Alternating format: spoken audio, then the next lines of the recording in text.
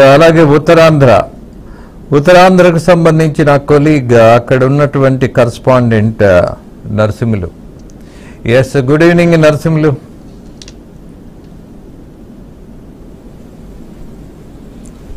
Good evening sir. What the update? Uttarandhra ఉద్ధారకులు చాలా మంది ఉన్నారు మీ ప్రాంతంలో. వాళ్ళ పేర్లు చెప్పనా? ఒకరు తమ్మినేని, మరొకరు ధర్మాన, మరొకరు బొత్స సత్యనారాయణ. ఒక పేరు చెప్పాలనిపిస్తోంది, అనకొండ, అంటే మింగేసేది. ఇదంతా ఉత్తరాంధ్రలో ఒక క్రియాశీలకంగా వ్యవహరించిన నేతలు వీళ్ళంతా. ఒకప్పుడు ఇదంతా ఒక ఒంటి చేతితో తన గెలుపును కూడా శాసించే దిశగా తీసుకెళ్లి జిల్లాను ఒక వైపు తీర్చిదిద్దేగా నరసింహులు, మీకు కారణం చెప్పనా? ఒంటి చేత్తో గెలిచినటువంటి రోజులు పోయాయి. రెండు చేతులు ఎత్తి నమస్కరించినా సరే కనీసం గౌరవం ఇచ్చే పరిస్థితి వాళ్ళు మిగుల్చుకోలా.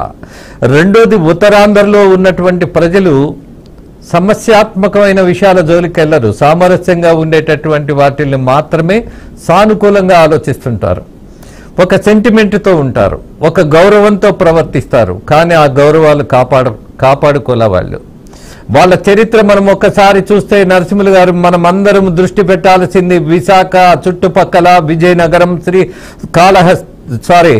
శ్రీకాకుళం, వీటన్నిటికీ సంబంధించి భూ దోపిడీదారులున్నారు. ఎవరున్నారు అనంటే విశాఖను మింగేసినటువంటి ఒక మహానుభావుడు ఉన్నాడు, Dharmana Prasadarao. I don't have any doubt to declare that. ఆయన రెవెన్యూ మినిస్టర్గా ఉన్నప్పుడు స్వాతంత్ర సమరయోధుల పేరుతో 100 ఎకరాలు అక్కడ దోచినటువంటి పరిస్థితి ఆన్ రికార్డ్ ఉంది. దాన్ని బద్దలు కొట్టేటటువంటి ప్రయత్నం ఖచ్చితంగా చేస్తాం మనం. ప్రభుత్వం చేసినా చేయకపోయినా దోచేసినటువంటి నాయకులని వదిలిపెట్టే పరిస్థితి ఉండదు అన్నది మన వేదికగా మనందరం తీసుకోవాల్సిన ప్రతిజ్ఞ ఇది. ఎనీహో, నేను కొంచెం అక్కడ జరిగినటువంటి ప్రజలకు జరిగినటువంటి అన్యాయం మీద కాస్త వేదనతో మాట్లాడుతున్నా. రాజేంద్ర సార్తో మాట్లాడుతున్నాం. సో నరసింహ గారు, ఇవాళ జరిగినటువంటి కార్యక్రమంలో ఇప్పటి వరకు మన కొలీగ్స్ చెప్పినటువంటి అనేక ఎమోషన్స్ చెప్పారు. అక్కడ ఉన్నటువంటి ఒక సత్యాన్ని కూడా గుర్తు చేశారు. ఏంటి ఆ సత్యం అంటే, ఒక సుహృద్భావ వాతావరణం. ఈ దేశాన్ని పాలించేది ప్రధానమంత్రి అయినా సరే, ఈ దేశ భవిష్యత్తును నిర్మించడంలో కూడా ప్రధానంగా చంద్రబాబు నాయుడు, పవన్ కళ్యాణ్ అనేటటువంటి నాయకుల పాత్ర ఖచ్చితంగా ఉండబోతుంది అన్నది చాలా స్పష్టంగా ఇవాళ వేదిక మీద కనపడింది. మొత్తం కేంద్ర నాయకులు అమిత్ షా, అలాగే ప్రధానమంత్రి మోదీ గారు ఇద్దరు రావటం అనేది సామాన్యమైనటువంటి విషయం కాదు. వాళ్ళ పార్టీకి సంబంధించిన, బీజేపీ పార్టీకి సంబంధించినటువంటి ప్రమాణ స్వీకారానికి కూడా ఇద్దరు వెళ్ళని సందర్భాలు కూడా ఉన్నాయి. కానీ ఇక్కడికి వచ్చారు. ఆంధ్రప్రదేశ్ను ఓన్ చేసుకునేటటువంటి ప్రయత్నంలో ప్రజల నమ్మకాన్ని పెంచుకునేటటువంటి ఒక దృక్పథంతో ఇవాళ పాజిటివ్గా ముందుకొచ్చి ధైర్యాన్ని నింపిన వాళ్ళ ప్రవర్తన చూసిన తర్వాత మీ ప్రాంత వాసుల మనోభావాలు ఎలా ఉన్నాయి?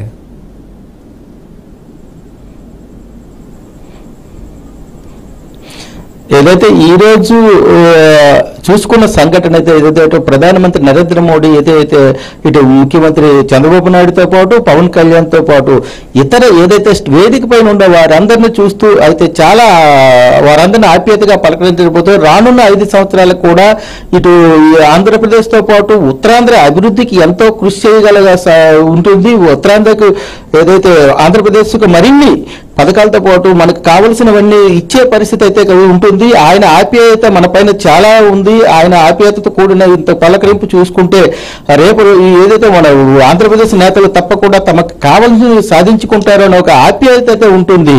ఇప్పుడు ఎన్నో సందర్భాల్లో ఒక పక్క తమకు మంత్రి పదవి రాలేదనే ఒక కొందరు నిరాశ చెందినప్పటికీ అభిమానులు, కానీ ఏదైతే అక్కడ వేదిక పైన చూసిన ఘటన అయితే ప్రతి ఒక్కరికి కూడా ఆశ్చర్యానికి గురి చేస్తూ, ప్రతి ఒక్కరిని కూడా ఏదో చంద్రబాబు నాయుడు ఆలింగనం చేసుకుంటూ నేనున్నాను అన్నట్టుగా భరోసా ఇస్తూ చెయ్యి తట్టి ఇచ్చేస్తూ తనకు నేనున్నాను, నువ్వు ఎటువంటి అధైర్యపడకుండా పాలించు, నేనున్నానని అది ఒక దృక్పథ భావనగా ఆయన ఆప్యాయతతో పలకరించడం అయితే అందరినీ కూడా ఇటు ఉత్తరాంధ్ర జిల్లాలో ఏ ఒక్కరిని కూడా మరో మాట ఆడకుండా రానున్న 5 రోజులు కూడా మనకు మంచి రోజులు వస్తాయి, మనకు మంచి రానున్నది మనకు కావలసినవన్నీ సాధించుకోగలం అనే ఒక దృక్పథం అయితే ప్రతి ఒక్కరిలో ఏర్పడింది సార్.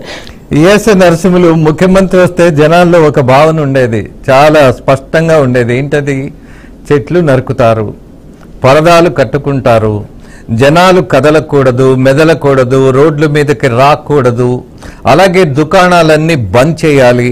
ఇలాంటి వాతావరణం, కర్ఫ్యూ వాతావరణం కనపడేది. కేవలం డబ్బులు ఇచ్చి తీసుకురాబడినటువంటి కొంతమంది కూలీలు అనొచ్చు పాపం వాళ్ళని. 500, 300, 1000 ఏదో ఒకటి వాళ్ళని మెప్పించుకొని డబ్బిచ్చి రప్పించుకొని ఏదో కార్యక్రమం నిర్వహించేవాళ్ళు. కానీ పాపం వాళ్ళు కూడా ఈ ఉపన్యాసాలు ఇవి వినే ఓపిక ఉండదు, వెళ్ళిపోయేవాళ్ళు. ఈ వాతావరణం చూసిన తర్వాత ఇవాళ ముఖ్యమంత్రి వస్తున్నాడు అని అంటే ఆ ప్రాంతానికి ఏదో అభివృద్ధి జరగబోతుంది అన్నటువంటి నమ్మకం పెరిగే అవకాశం ఉన్నది. ఎనీహౌ, చివరిగా దీన్ని క్లోజ్ చేయబోయే ముందు ఒకే ఒక విషయం మాట్లాడతాను. కళా వెంకట్రావు గారు, ఆయన మంత్రి పదవులు నిర్వహించారు, అలాగే పార్టీ పదవులకు కూడా రాణించారు. At the same time soft మ్యాన్గా, ఒక సంస్కారవంతుడుగా ఆయనకు మంచి పేరుంది. కానీ ఇవాళ ఆయన మంత్రి పదవి రాలేదు అని కొంతమంది కార్యకర్తలు బాధపడుతున్నారు. ఆయన బాధపడరు, ఐ నో దట్. రీజన్ ఏంటంటే ఆయన కొంత త్యాగం చేసేటటువంటి లక్షణం ఉన్నటువంటి నాయకుడు. ఆయన గెలిచింది ఎవరి మీద? బొత్స సత్యనారాయణ మీద. ఆ గెలుపు సామాన్యమైంది కాదు, కానీ ఆ గెలుపు ఎవరి కోసం? ప్రజల కోసం చేశారు కాబట్టి ఆయన సంతృప్తిగానే ఉంటారు. ఇక మరొకటి, అయ్యన్న పాత్రుడికి పదవి మీద కంటే కూడా ఈ ప్రజలకు జరిగినటువంటి అన్యాయం మీద ప్రశ్నించే ప్రభుత్వం రావాలి, అది మనదే కావాలి, అది మనమే ఉండాలి అన్నటువంటి ఒక విశాల భావంతో ఆయన ప్రవర్తించారు. ఆయనలో కూడా అసంతృప్తి ఉండాల్సిన అవసరం లేదు, ఉండదు కూడా. కారణం వాళ్ళు ఆల్రెడీ మంత్రులుగా అనేకమైనటువంటి శాఖలు నిర్వహించారు.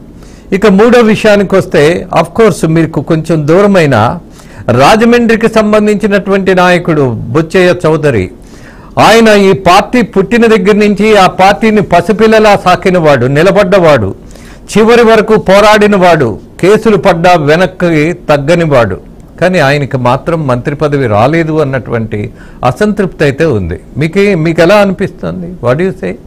ఆయన కూడా త్యాగం చేయాల్సిందేనా? సరే, ఏదైతే చూసుకోవచ్చు సార్, ఏదైతే ఇప్పటికి కూడా సీనియర్లకు ఒక ప్రాతిపదికన ఇస్తారు. ఏదో తామకు గడిచిన 5 ఏళ్ళు కూడా ప్రతిపక్షంలో ఉండి ఎన్నో ఆటుపోట్లకు వచ్చాము, మాకు తమకు ఇస్తే దానిపైన కొంత మాకు సంతృప్తిగా ఉండేదనే ఒక వాళ్ళ అసంతృప్తి వారి వర్గంలో కూడా ఏదైతే తమ నేతకు వస్తుంది.